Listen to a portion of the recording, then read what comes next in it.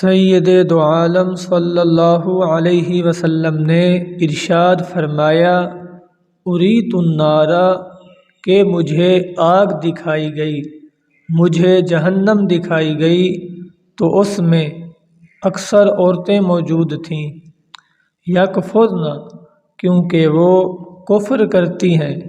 عرض کی گئی، یا رسول اللہ، کیا وہ اللہ تعالیٰ کے ساتھ کفر کرتی ہیں؟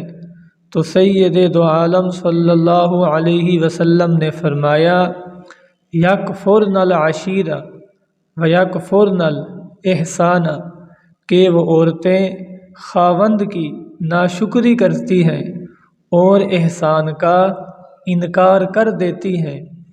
آگے سید دو عالم صلی اللہ علیہ وسلم نے فرمایا، لو احسنت الی احداہن الدہر، اگر تم ان کے ساتھ عمر بھر بھی احسان کرو، پھر تمہاری طرف سے کوئی ناگوار بات ان کو گزرے تو یہ فوراً کہہ دیں گی، ما رأیت منک خیرا قط، کہ میں نے تم سے کبھی بھلائی نہیں پائی۔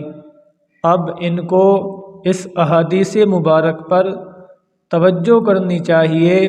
ایک تو خاوند کی ناشکری سے پرہیز کرنا چاہیے کہ ان کی ناشکری نہ کی جائے، دوسرا ان کے احسان کا انکار بھی نہ کرنا چاہیے کہ اگر وہ عمر بھر آپ کے ساتھ نیک سلوک کرتا ہے، اگر ان کی طرف سے کوئی بات ایسی ہو گئی جو تجھے ناگوار گزری تو آپ اس پر صبر و تحمل سے کام لیں، نہ کہ الٹا ان کے زندگی بھر کے احسان کو بھول جائیں اور ان کی ناشکری کریں، اس پر عمل کریں۔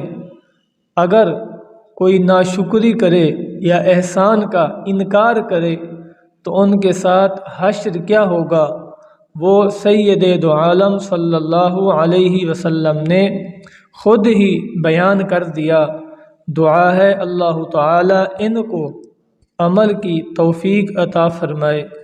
وما علیہ الا البلاغ المبین۔